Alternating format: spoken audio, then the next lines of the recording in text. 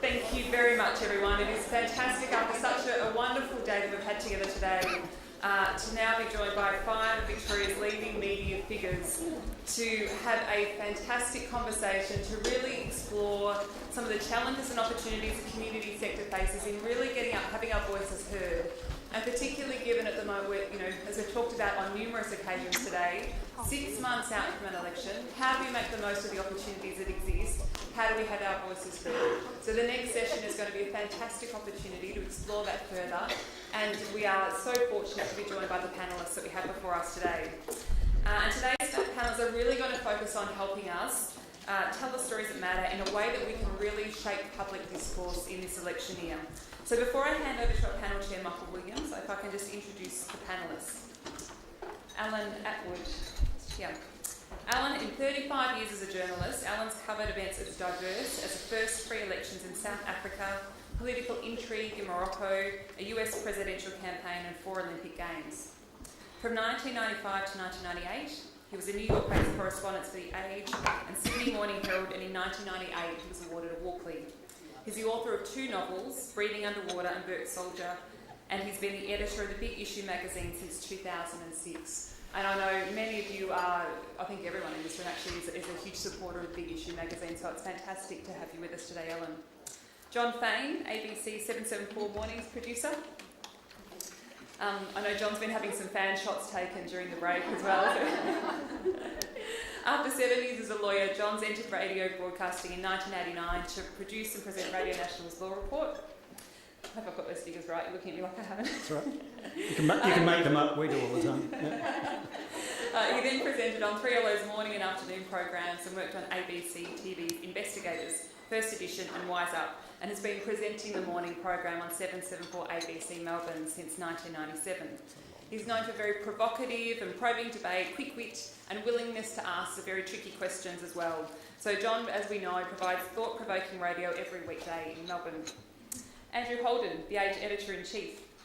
After spending a dozen years working in newspapers in New Zealand, Andrew's returned to Melbourne in 2012 to take up the post of the Editor-in-Chief of The Age, and I think we all know it's an incredibly challenging time at the moment in terms of print media. His roles in New Zealand include being editor of the Press in Christchurch for 4.5 years, during which time he covered the major earthquakes that occurred as well, and I was fortunate enough to be part of the Williamson Community Leadership Program, where Andrew spoke to us about his experience during that time as well, and in terms of looking to really keep the news and the experience that people were having coming out through just quite an extraordinary circumstance as well.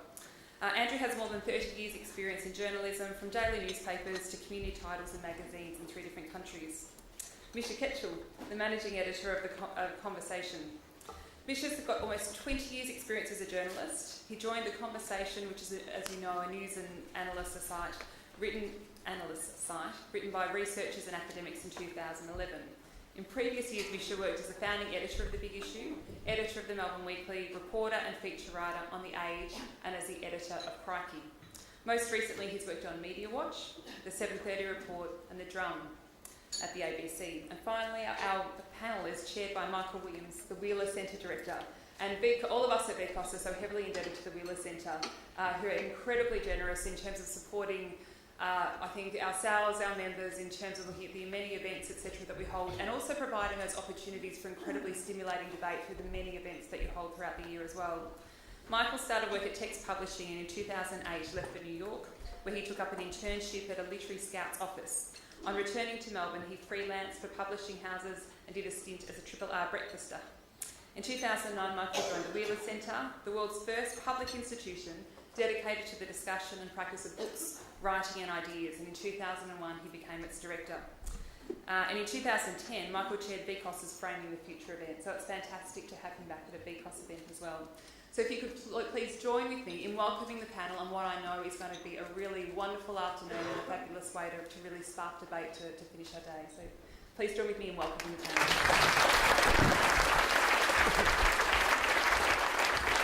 Thank you for that, Emma. And before I begin, let me acknowledge that we're on the land of the Wurundjeri people and the lands of the Kulin Nation. My respect to their elders, past and present, and the elders of any communities that might be here today. That acknowledgement also includes acknowledgement that the moral and legal implications of invasion are as yet unresolved. Right. Well, as Emma so kindly put it, Just on that, Michael, I thought the Bayous were the traditional owners of Melbourne. the gas and fuel building's the traditional owner of this land that we're on right now. And I pay my respect. No, I don't. At all. Controversial, John. That's like you're trying to make me wink on stage. I don't quite know what to make of it. Drawing me out. Did any of your fan photos, John, did they ask you to wink at the camera? Or are they not as shallow as I'm never us? going to get away from this, am I? You know what? I wasn't going to begin there, but why not? I'm here already.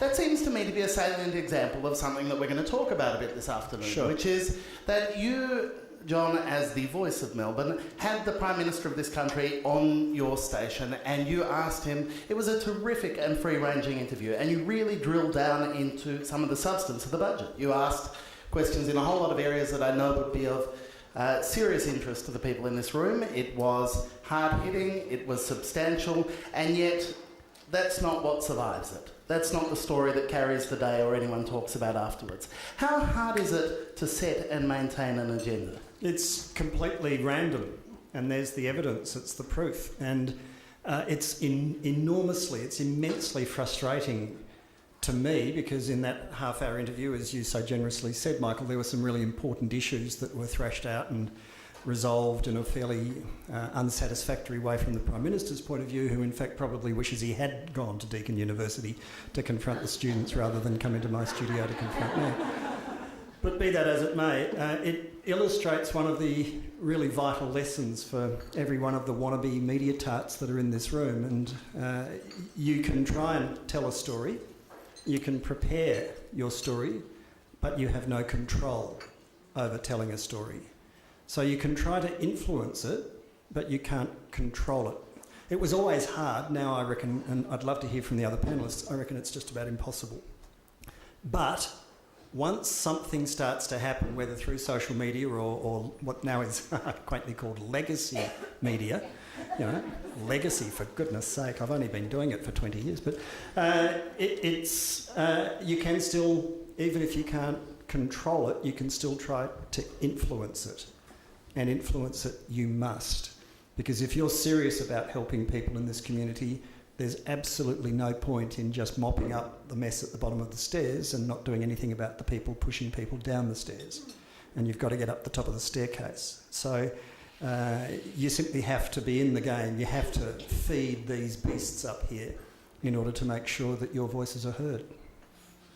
Andrew, It was your fault, John.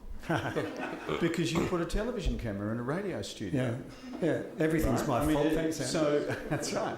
So by that simple act of bringing visuals out of what was only ever an oral conversation, you've fundamentally changed the nature of what you do in that booth, haven't you?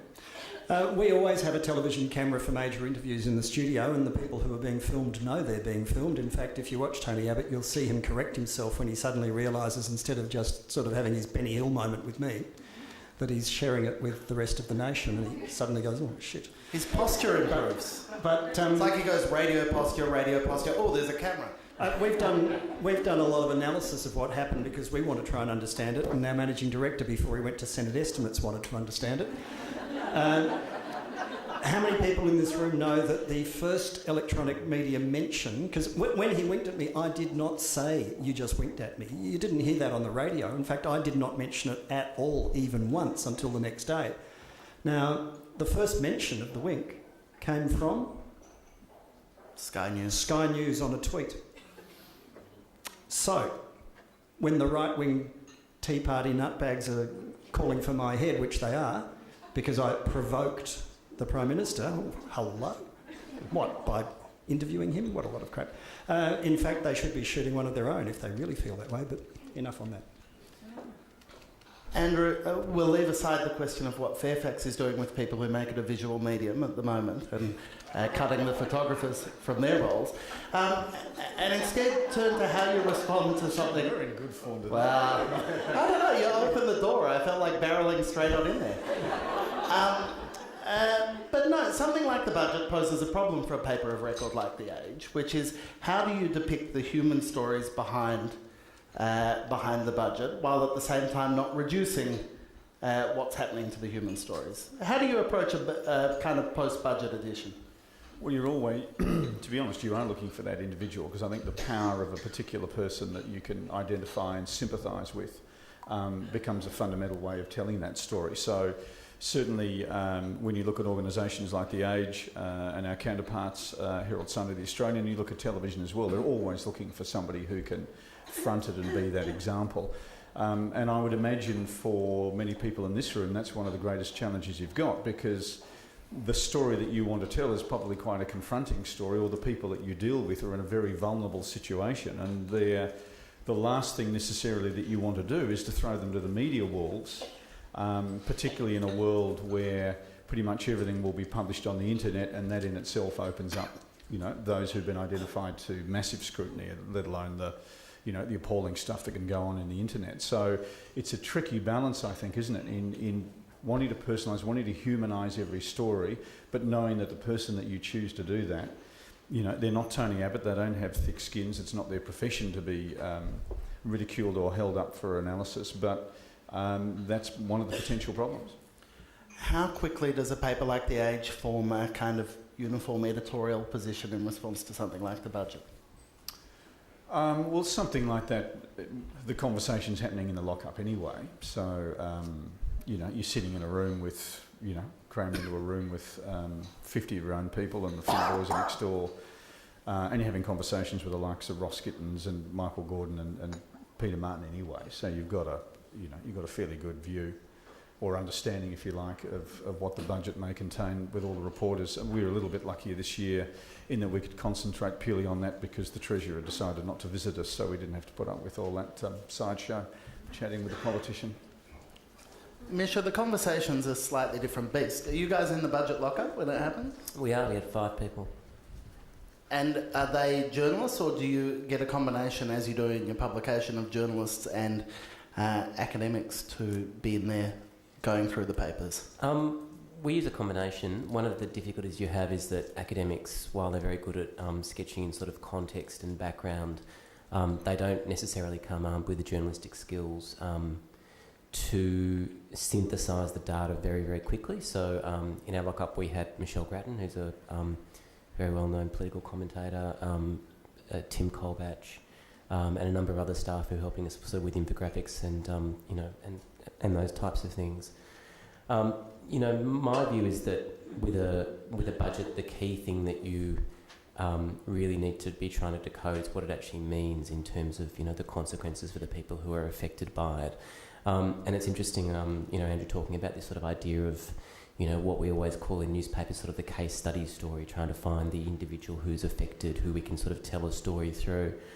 I think sometimes they can be very helpful and they can grab people's attention, but I think also what you have to really try to do is understand the bigger picture and the bigger context. And I think that understanding the bigger context of this budget, really, a lot of it can come from the Commission of Audit process and from that sort of paper which was released 2 years before, because it gives you a sense of the sorts of ideas that are around and the power of those ideas about what sort of society we want to be, about what we need to do about the economy. And that, you know, for us really a big part of what we were trying to do was trace the history of those ideas and how they fed into the budget. One of the things that has been said, for example, by Joe Hockey is that, you know, he really laid out what he was going to do in a speech he gave in London about the age of entitlement. Now that speech was given at a very famous, quite conservative, sort of ultra-right-wing think tank called the Institute for Economic Affairs. And that really was going to a very particular audience. It's got a very particular set of ideas about governments, what governments do in our lives, how big government should be. Tracing some of those sorts of things and the way those ideas sort of exercise influence behind what we end up with is, you know, something we think is important. I'm interested, and I think we'll circle around this a bit this afternoon, by the way you point towards the fact that the kind of society we want to be, the kind of community we want to have, is a topic that's been flushed up by this budget. And I'm curious about that. Alan, the big issue obviously has a kind of central mission, a central interest in building that kind of society, that kind of community. How do you respond as a kind of magazine that's first purpose isn't political to something like this that will so impact your readers? I would say we are political, not in the sense that we're running interviews or stories about politicians, but simply through what we do is actually quite political. I am delighted to say that I was not locked up for the budget. In fact, I think one of my great achievements as a journalist in 37 years is to have been locked up just twice. That's quite enough. I did write a terribly hard-hitting editorial which caused fear and angst throughout Canberra in response to the budget, essentially pointing out that perhaps 1 or 2 fewer fighter planes could have made an enormous difference. And as far as I'm aware, China is not lining up to invade us just yet, so I can't quite understand why we're spending billions on fighter planes when there seem to be so many other more important things to look after. Communist. What we do, look, the big issue does not thunder, we do not yell at people, we just quietly go about what we do. And without sort of having any kind of a mission statement, I think anyone who looks at us, even from time to time, would pick up through the sort of articles we're running, which are almost always by or about real people rather than experts or authorities. They will understand what we're doing. And it's quite a direct and powerful kind of journalism, which, to my bemusement, you're not actually seeing much of elsewhere. Can I just explain for people here the nature of the budget lockup, because it's one of the great absurdities of Australian politics, and it drives a lot of what you see. Basically, you're not allowed in till about 2 o'clock. So at 2 o'clock the doors open and you walk into the various committee rooms and you're sealed off from the outside world. You've handed over your phones and you're not allowed to use laptops that have Wi-Fi activated, yada, yada, yada. And there's a whole stack of books and you all grab it on from the trestle as you walk in and you dash up to your room and you start reading frantically to try and understand it. The shutters lift at 7:30, and in the modern age, we're in the age previously, we could sit back and pontificate and write for an 11 o'clock deadline. Now, of course, our website and our iPad edition are expected to be at 7:31, completely or as full as you possibly can. So you've got this absurd 5.5 hour, highly detailed, highly technical challenge to figure out what the hell's in the budget. So really what you do get, to be honest, is pretty much a broad, not once over lightly, but a broad account of what's in the budget. It's only in the days after, generally, that people drill down and go, but hang on a sec, there's 20 million been taken out of there and there's another 50 million gone out of there. And in normal circumstances, quite frankly, the public's interest has moved on.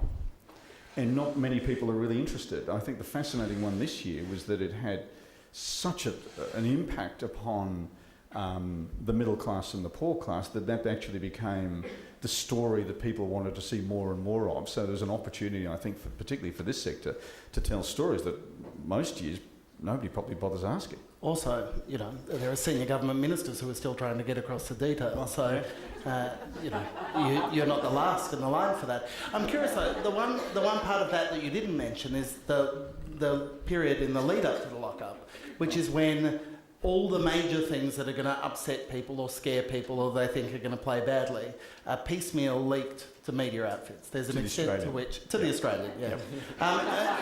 There is an extent to which the media is a tool of politicians in this process rather than a kind of active, an observer. How do you resist feeling used by politicians through this process? Apart from the obvious. I might say I don't think I've ever felt used, but I mean, I'll rephrase your statement question. We need them like they need us.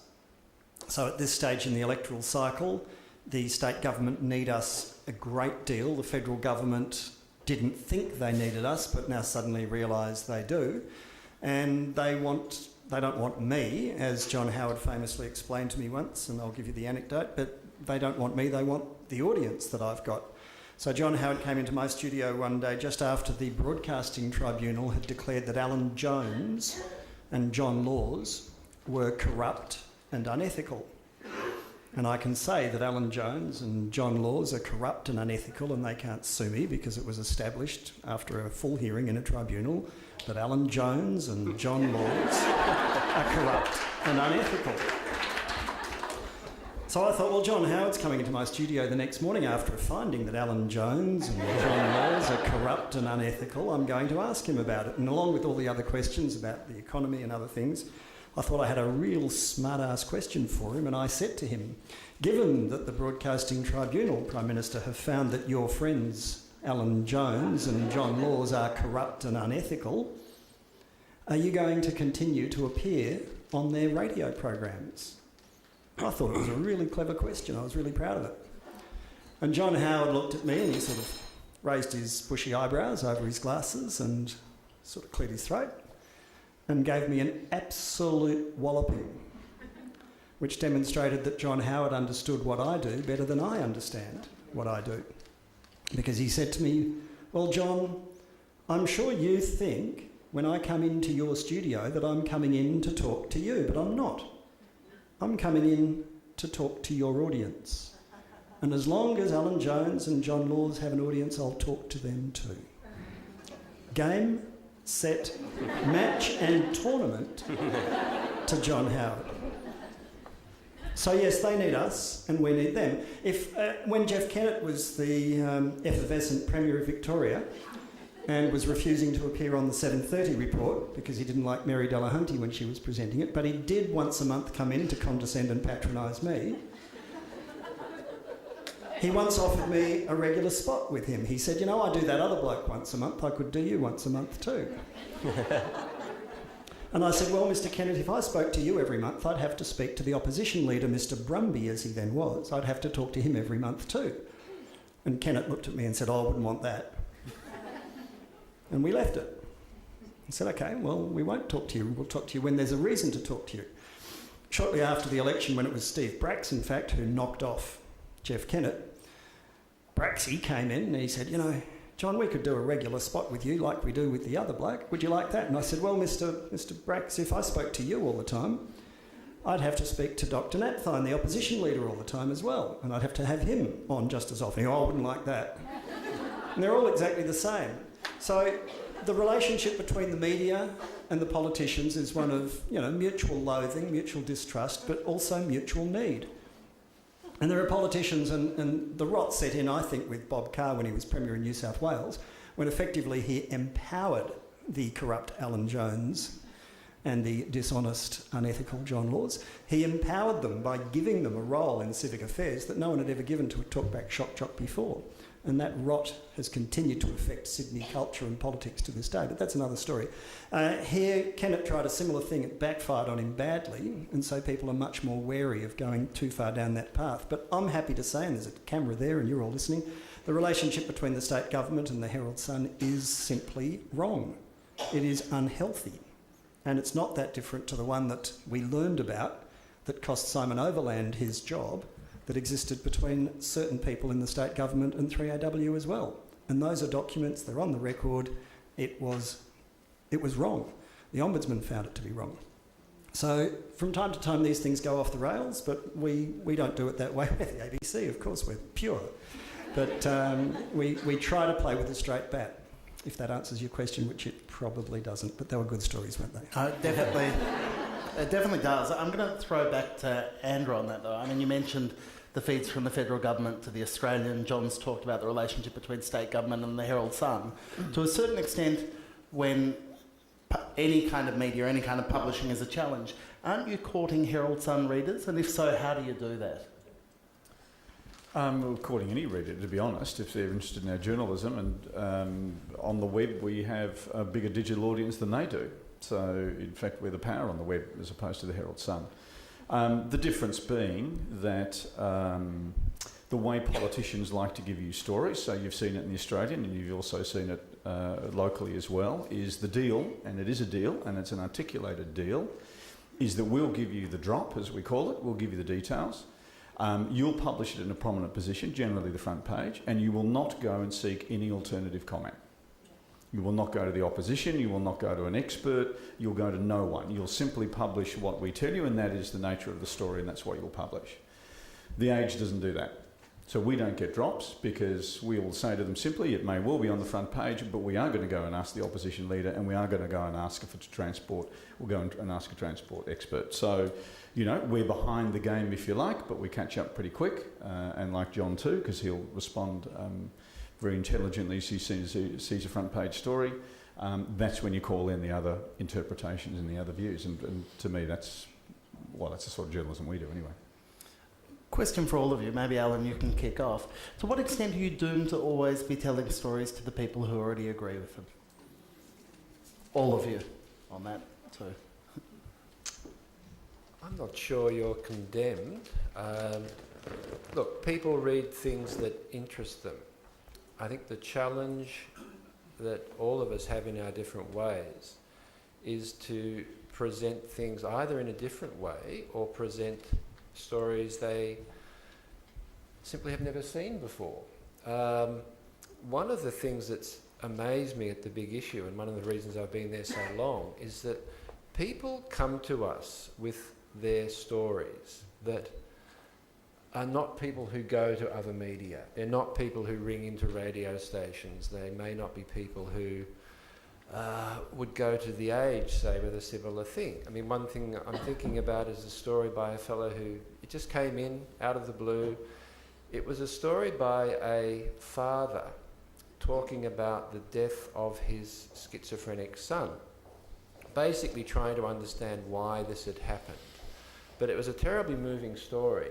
And in that story, it said more about schizophrenia and mental illness than I think anything I'd ever read before.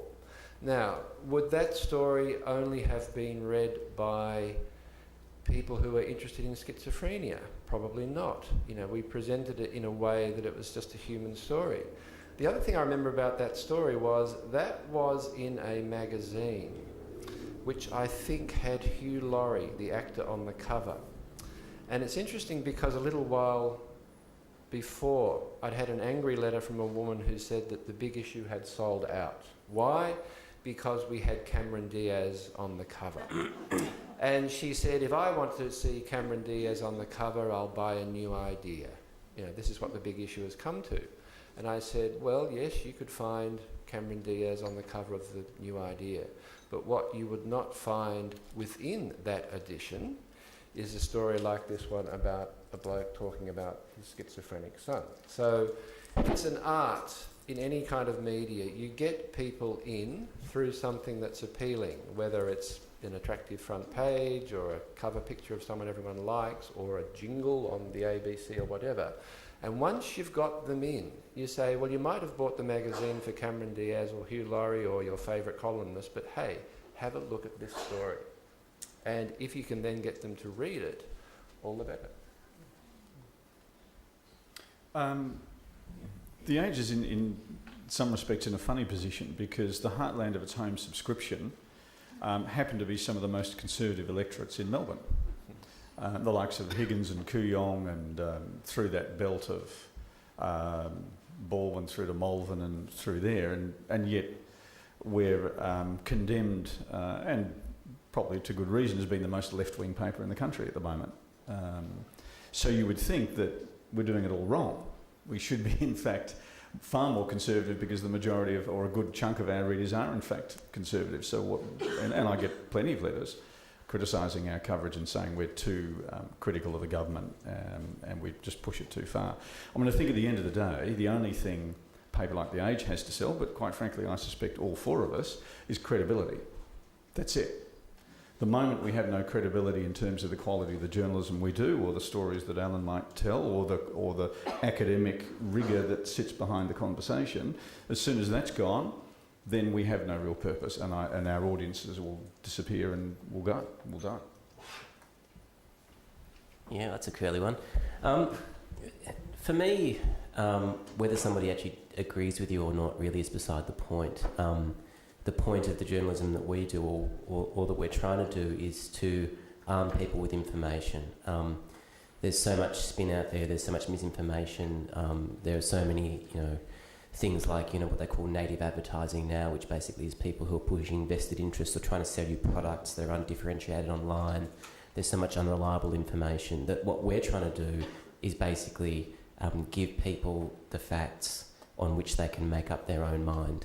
Sometimes those facts come wrapped with an opinion. Sometimes academics that write for us have opinions.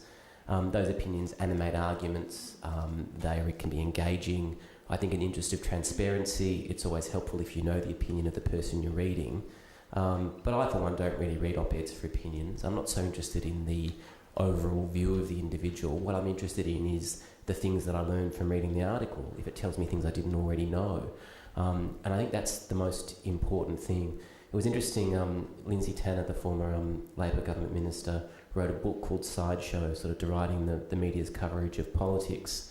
And I remember talking to him after that book came out, and he said, look, we can't have a serious conversation about Afghanistan if people don't know where it is. There are a few more expletives in that conversation than I'm reporting now, but that's basically what he said. And I think there's a really important role for the media in doing that piece of work, providing the information. We actually had an academic, a philosopher from Deakin University who wrote an article for us that was called "You're Not Entitled to Your Opinion." And it was a very successful article. It was retweeted by Richard Dawkins and it was republished all over the world, and it got a fantastic readership. In that piece, he basically argued the idea that you have a right to have your view heard is actually a mistake. You've got a right to have whatever view you want. But when it comes to access to the media, you have a right to access on the basis of the strength of the evidence there is to support your view. If your view is saying that the earth is flat and it's something that's widely discredited, you don't have an inherent right to have that view disseminated. I think it's a really interesting philosophical argument, and there's some questions around it. But I do think that the most important thing is to focus more on the evidence than actually the views that come with them. We engage in what I somewhat quaintly call the contest of ideas. So we trust the audience to make up your mind about what you think is a good and what you think is a bad argument about everything from immigration policy to the economy to, funding universities to roads versus public transport. I mean, all the things that come up every day. And that contest of ideas has to be unpredictable, because if you can turn on the radio and you know exactly what you're going to hear, well, why would you? You wouldn't turn on the radio, you'd listen to something else. So we want to be unpredictable. And that means sometimes we're doing things in order to challenge ourselves and to challenge the audience. So I get a lot of people saying, oh, why do you have all these people from the IPA on? They represent a tiny proportion of the population and a tiny proportion of the economy, and they're a very narrow sector of the debate. And I go, yeah, that's right, but they make you think. They make you think, because if nothing else, if they say something that, there's 100 organisations that should be privatised in Australia, including, everything from the Mint to the, what's the best one is the ACCC should be privatised, according to the IPA. I mean, I just love this stuff. It's beyond parody, some of it. So it makes you think, because every one of you listen to that and you go, well, no, that's not right. That's rubbish. That's ridiculous. And it gets your juices flowing, so that's a good thing. So I don't want you to turn on the radio at 8:30 on 774 and go, oh yeah, we're doing another story about Nicaraguan Women's Health Centres and land rights or something. That would be, to me, incredibly boring. And there's nothing, as everyone on this panel will tell you, there's nothing that's more toxic in media than something described as worthy. So the last thing you want to do is to be predictable and worthy. Now that sometimes means I go home, I look at myself in the mirror and go, what did you say today? And I'm often saying things I don't agree with or don't believe, and I'm often asking questions in which I have I've got no doubt they're complete crap and complete rubbish, but it's that, that devil's advocate thing. You're testing what someone's got to say, because I trust you, unlike the corrupt Alan Jones and the unethical John Laws. We don't tell you what to think. We trust you to make up your own minds. It's completely different. And just on the other part of that, to get people to listen, we need a hook. We need a hook. We're fishing. So every morning, we sit there, I get in at 5:30, and by 7 o'clock we've got to decide what we're going to do, and by 8:30 we have to deliver it. You know, we can't say, oh, we're not ready yet, come back in 5 minutes. So we've got to have something there. And we need a hook to get people listening and to make you go, oh shit, turn that up, rather than, oh shit, turn that off. Because it's the easiest thing in the world to turn a radio off, and I don't want you to do that. So we've got to be relevant, we've got to give you your money's worth because you're paying for it, and we want to be part of the mainstream debate. That's why we do sport. People go, oh, I'm so sick of football. We go, yeah, but if we don't do football, we're marginal, we're irrelevant. And there are people who listen to the ABC just for the football, and they're as entitled to get their 8 cents worth a day as the Radio National people listening to a feature on 15th century Russian poets. They just are. They're taxpayers, they're citizens, and they're entitled to get something out of the national broadcaster too. So we need a hook to get people listening, and ideally in a democracy, to get you not just listening, to get you engaged, get you connecting, get you working. So it's, you know, it's like fishing. You throw out some burley, you toss in a hook, and you see what comes up. If I might be so bold, if you were to use the burley that were the IPA to commentate the football, then I could turn off for the same few hours each week very happily, just partition them off in the one place. If the IPA were in charge of football, it would be ice hockey. That is true. Who's funding them, John? Who's funding them? Gina Reinhardt, we know that. Yeah. Now, I'd like a show of hands in the room. Put your hand up if you think the bulk of what you do in your professional and personal life could be described as worthy. Come on, be honest. Don't be ashamed. Say. Because this is the challenge today. This is what we have with the room before us. We have a group of leaders in the community sector, all of whom not just have to run organisations with extraordinary kind of objectives and difficult agendas and limited resources, but you have to be advocates for the things that you're out there doing, and you have to find ways to tell that story and get it heard from people who don't already know what you're doing, and you have to find ways to do it that don't seem worthy, that get the attention. Now, there's a chance for you to ask questions of our panel. There are 3 roving microphones that will be making their way around the room, and if you put your hand up, please wait until the microphone gets to you so that we can hear it, and we will go from there. There's one over here. Thank you all very much. Sandy Wolf from Berry Street. I was interested in the idea of like a balance, I guess, and the comment that we use the IPA and Amanda Vanstones and others with very clear political connections. And I think part of the dilemma is that there aren't perhaps the same number of well-organised alternative views in other think tanks, policy think tanks, for want of a better word. So, how do you think there are enough?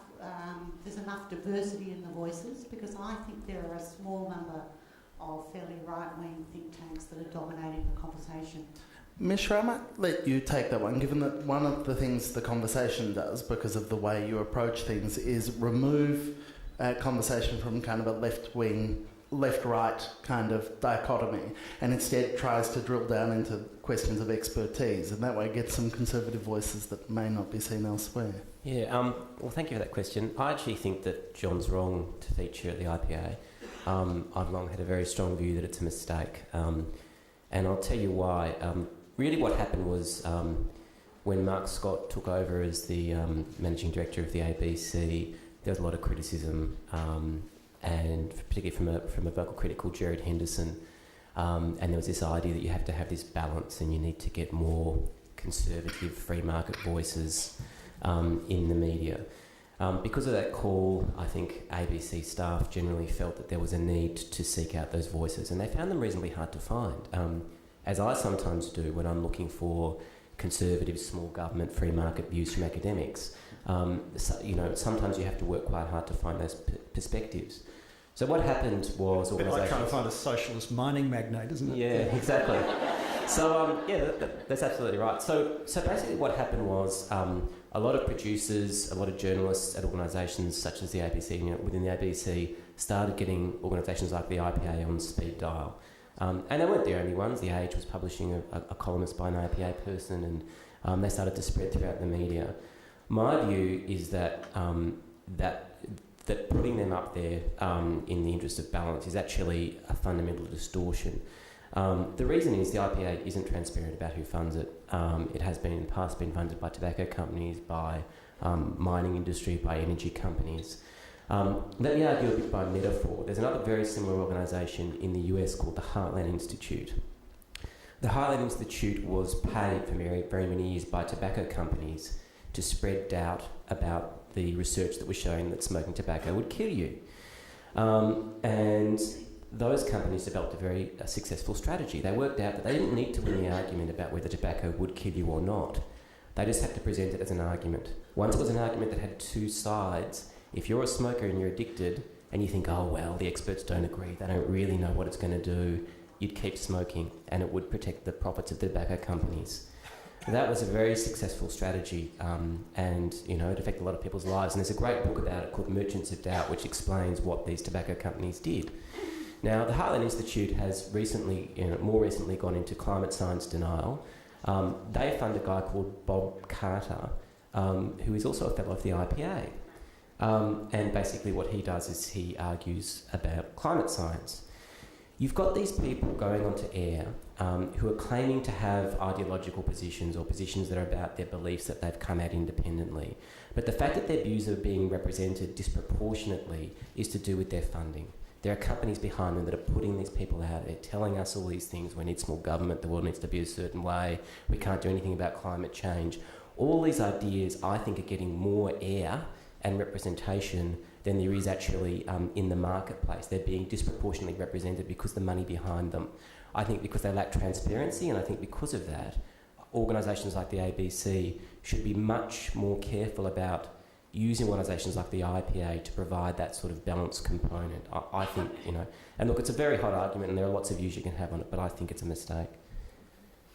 How useful is it to reduce as many topics of conversation in public life in Australia as we do to an idea of left and right, conservative or otherwise? I mean, it seems to me on a question like social justice or climate change or immigration policy, one of the great shames is we've gotten to a point where we do present these things like they're partisan and political. Is it how much of a struggle is that for you, Andrew, and do you try and achieve a kind of balance in an approach? To a certain extent. I think Misha makes a good point around the difficulty to find good, intelligent, conservative columnists, to be honest. And you wouldn't think it should be that hard, actually. And, the Age is often criticised for the weight of its columnists being, too much to the left and it's not balanced enough by the right, and of course I'll hold up Amanda Vanstone as being, here's my one that I attempt to balance it with. But it is surprising how difficult it is to find somebody to come along, and hence I suspect why you get, more IPAs or people from organisations like that you look to present a counter argument. When you look at something like climate change, our view is that we don't publish letters that deny it because they're wrong. But we're happy to publish letters that will argue about the mitigation or those, and you'll generally read them and think that there's somebody who's trying to deny it, so that's their argument.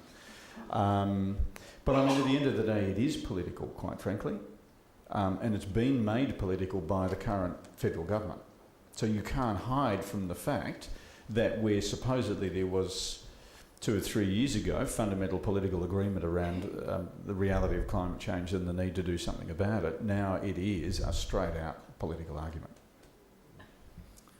Do you run opinion pieces that you believe to be fundamentally ill-formed? Just to provoke conversation? Because part of the exercise is conversation. Yeah, that's right. I mean, a little bit. I mean, again, what you're looking for is that you want people to argue from facts, and Misha can dispute, the facts that some people within the Age might use, but ultimately there's probably nobody's opinion I 100% agree with published in the Age, to be honest. But we're a little bit like John too. We're a marketplace of ideas. We're not a definitive truth. It's absurd to think that any one media organisation in a 24-hour period can give you absolutely the categoric version of the world and the truth. It's impossible. Oh, I thought that's what the Australian does every day. So I keep forgetting that there's another organisation in the not-for-profit sector who do This get Murdoch that. bashing is just so upsetting. Poor Rupert. I've made it a policy to publish letters by people who are critical of us or are disagreeing with us, because I think if we're going to run letters from people saying, oh, I bought a magazine and the vendor was lovely, we also have to publish letters from people who aren't so happy. I had one recently who said that one of our columnists was blasphemous, and she, I think, ended her letter, and I'll bet you won't publish this. I said, just watch. Because what happens, of course, if you publish that letter or you put to air a view that is a little out there, more often than not, those people end up looking a little silly. So they're not actually helping their cause at all. But in response to the original question, I think the simple thing is there are far too few voices being heard. A lot of the voices being heard have the means or mechanisms to get themselves heard. And I, for one, don't think it's right to, say, publish op-ed pieces from politicians of any kind, because they have their own ways of getting opinions out there.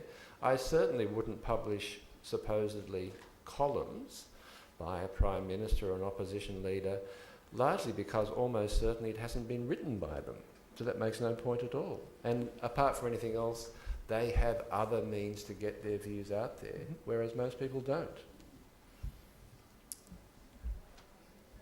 Just scanning the room to see if there's a hand waving. There's one just there. Thank you. My name is Christina Larison from the South East. I just wanted to ask the panel's thoughts on how to get traction with difficult issues, and the one that we are grasping constantly is the prevention of violence against women. So we've had a lot of conversation about violence against women today, but I think, and that's getting more traction in the media, but prevention, and I'm talking primary prevention, so things like sexism and discrimination and gender inequality, are the things that are difficult to get traction about. And I think I do just have to comment on that, Lauren, if asking this of that on my panel. Although, with no disrespect. No, it was glaringly obvious, and you know. I should note that VCOS themselves do have articulated that gender equality on panels is a priority to them. We had a conversation about it ahead of time, and this was the way the panel rolled out today. I know at the Wheeler Centre it's something we grapple with a lot, and that we think is fundamentally important, and that we don't pretend to get right every time when we do it. So VCOS felt the same way about today, but they also felt very lucky to have the panellists that they did, and they were scraping the bottom of the barrel for the chair. So you do what you can. It's been 4 years since they made that mistake last. Difficult topics. Oh no, look, it's an enormous challenge, and to keep it fresh and to find ways of getting stories into the mainstream media in a way that are meeting your needs is the single biggest challenge that you'll face. I mean, there are people who are employed full-time by large corporations to achieve these sorts of things, and you're being expected to do it on the side of incredibly demanding jobs in incredibly difficult circumstances and enormous pressures already, and I absolutely understand that. So what can I say that's useful to you? Well, first of all, an anecdote is worth 1,000 statistics. Getting someone who's prepared to surrender their privacy to the media in order to tell a compelling story involves an ethical dilemma that you must address with them. I will never put someone to air to tell their story unless they absolutely understand first what it might mean to them personally. And you only have to see Gloria, the grandmother, who was the woman who was, we now know her real name's Judith, who rang Tony Abbott. I was terribly, terribly distressed and really quite angry when she decided to breach her own privacy and agree to a photo in Andrew's newspaper. I thought, you have made a huge mistake here, and she did.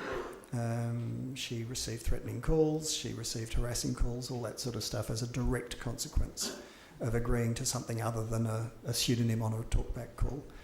And I immediately, as soon as she did that, we all went, oh, you really have made a mistake here. But there's an example.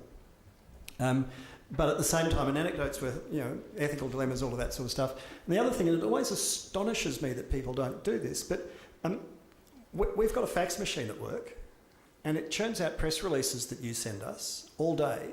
And I'm sorry to tell you, we don't even look at them. Okay? I just don't. I have not looked at the fax pile for about 5 years.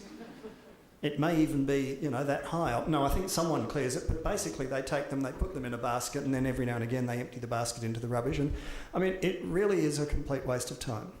So the effort you put into drafting a press release and then faxing it out to all the media outlets and then sitting there waiting for the phone to ring, it's just not going to happen. On the other hand, so what can I say that's useful to you? If you are a serious media wannabe, if you want to get into the media, and Sandy does it and other people do it, you need to have ongoing relationships with radio, television and newspaper journalists and online. And you don't forge that in your moment of need. You create that relationship in the same way as you have a relationship with a local lawyer or financial counsellor or the police station. You need these ongoing relationships so that when you need them, you can call them up. And those are relationships based on trust. They're based then on an understanding that you're not going to waste my time and I'm not going to waste yours. And when you've got some serious business and you want something done, then at least you know what is required and off we go, we get it done. And there are people, and they pop up in the media all the time, and you might be sitting there saying, how come he or she ends up all the time being quoted? Well, it's because they've learned the tricks, okay? There are tricks. It's just like learning any other trick. And if you really want to do it and you think you're good at it and you want to add that to your armoury, then learn those tricks. They're not hard to learn. I'm not going to teach them to you now. But just take it on as a high priority in your line of work, and it'll follow. Can I suggest also that a little bit of homework can take you a long way? I was talking to Misha before about how he and I do different things, in the sense that the Conversation essentially publishes articles by experts and academics. The big issue, we try very hard not to publish articles by experts and academics. We look to the people involved in the particular issues at a personal level, so that if you wanted to get in touch with Misha and say you might be interested in an article by this eminent authority on domestic violence, that might be of interest to Misha. Whereas if you came to me personally and said, would you be interested in something written by a victim of domestic violence, someone who is prepared to tell their own story, I think that would get us both interested. But the little bit of work you might have to do is just find out what's the name of the editor of the big issue, or what's the name of the editor of The Age, or who should I contact at the Conversation. It's extraordinary how many things come in without that fundamental bit of information, which means that more than likely your press release is going to end up in a pile not being looked at. Whereas if it has the right name on it, and it's such a simple thing, it might even end up on the right desk. So often just a little bit of homework about who am I targeting can save you a lot of trouble and frustration. And actually, just one thing to add to that, it's not just about which media outlet you're targeting. I think you have to sort of think one step back from that, which really is, what audience are you targeting? In an issue about preventing violence against women, obviously there's a community education issue and you want to target a broad community on one level. On another level, what you might be trying to do is educate policymakers about particular programs that are particularly effective or should be supported or whatever. So, for example, if you had a piece that showed the evidence about what works in preventing violence against women, a site like The Conversation would be very interested in looking at that evidence. And that would be likely to get to, public servants, policymakers, the type of people who are involved in making decisions about those types of things. But you might have other communication strategies for other audiences you're trying to access. So I would sort of say the first question you should ask yourself is, who do I want to talk to? And then pick the media outlet that will help you talk to those people, and then tailor your approach accordingly. Just on your specific area, I don't think it's lacking in traction, to be honest.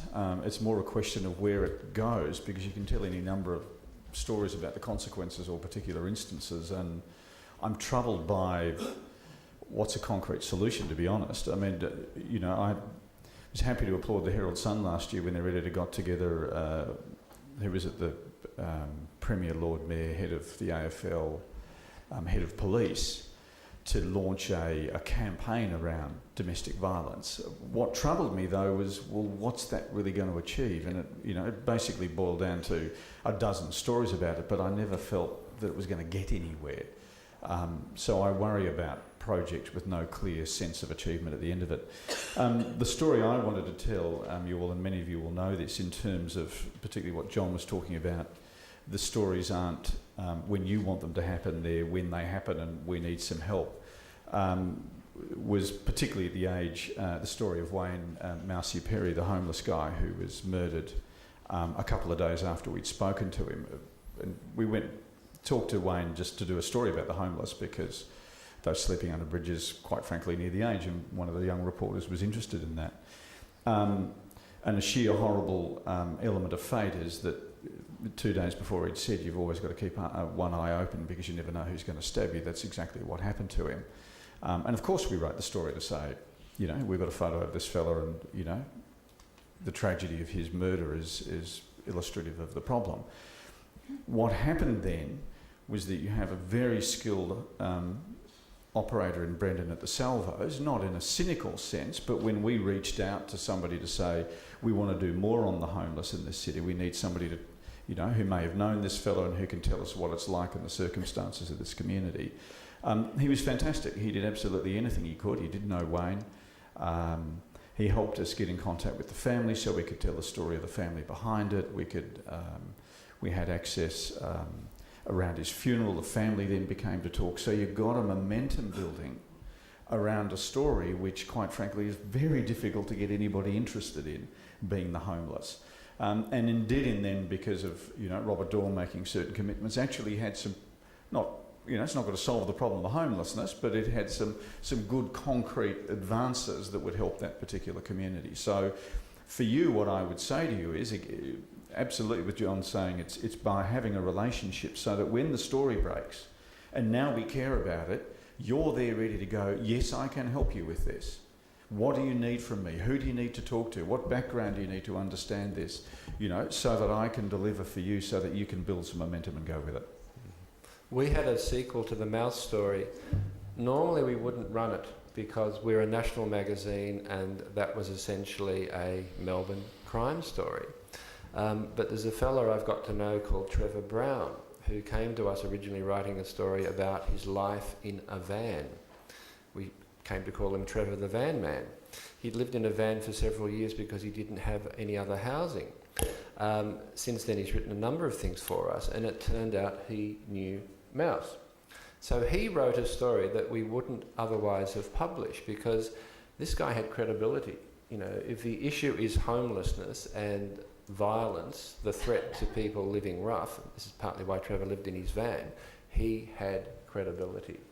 So, but what was said before is right. When John used the word relationship, I think that's a little strong. Sometimes it's just a matter of knowing who to go to with the particular information you want to get out there. Can I just mention something that hasn't been mentioned yet, which is social media? You can publish your own stories now. You don't need us. And then very often now stories get published outside of the mainstream and then they get so big and they get such momentum that mainstream picks them up and has to join in.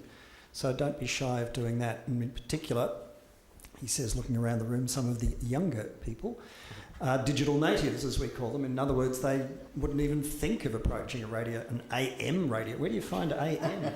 And a newspaper, well, I don't know anyone who buys a newspaper. There's something you might pick up on the train if someone's discarded it. But no, they just have a completely different way of connecting and distributing information. And in fact, the reality is, of course, that we're all now, some of us a little later than others, catching up on that, and there's every reason why you can control your own storytelling in the digital world and distribute them through your own networks, and you don't need us anymore for that sort of stuff.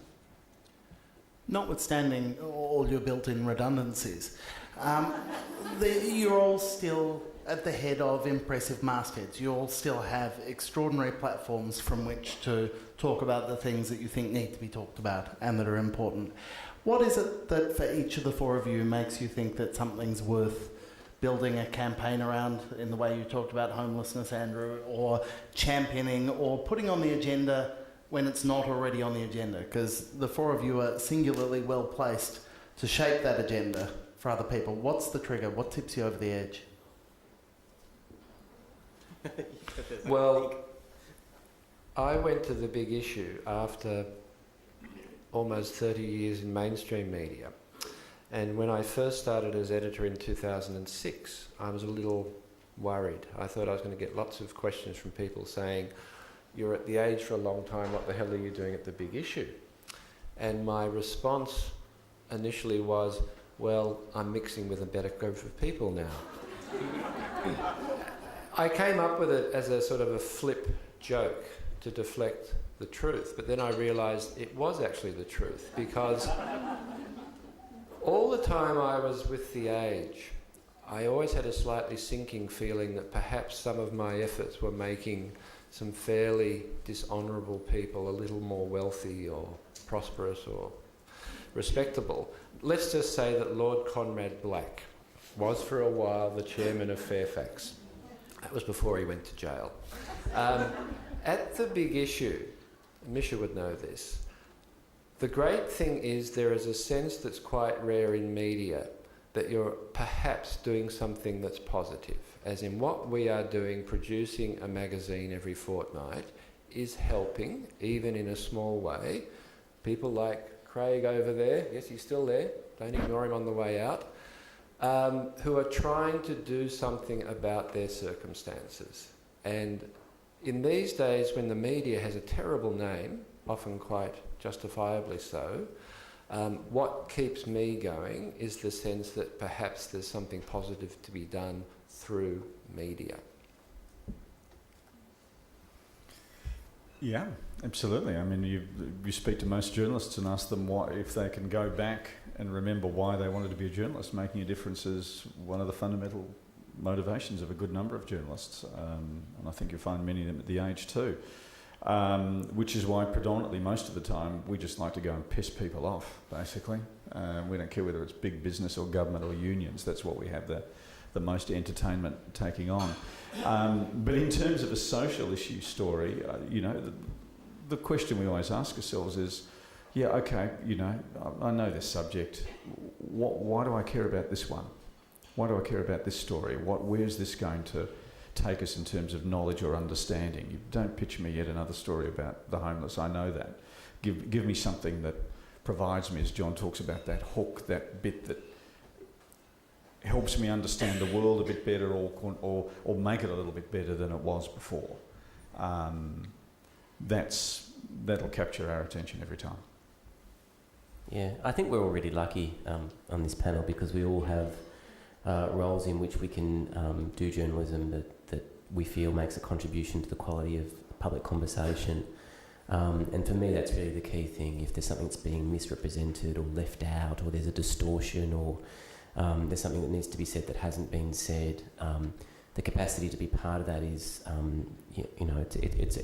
it's a privilege, I think, to be able to do that. And it's a privilege that not all journalists have. I spent 4 years working on Media Watch, and I often felt very sorry for the people about whom I was doing stories, because they were working in journalistic cultures where the things that they were doing are actually part of the professional expectations. And I think that's really sad. I think it's a horrible way to be. So, I think it's a luxury that not everybody in journalism enjoys, and I think that all those of us that have it have to cherish it and treat it very carefully. Yeah, it was horrible when you got a call from Misha from Media Watch and your heart sank and you went, oh, another weekend ruined. What are they going to do to me? Anyway, one of the things about crusading journalism is that it loses its impact unless it's rare.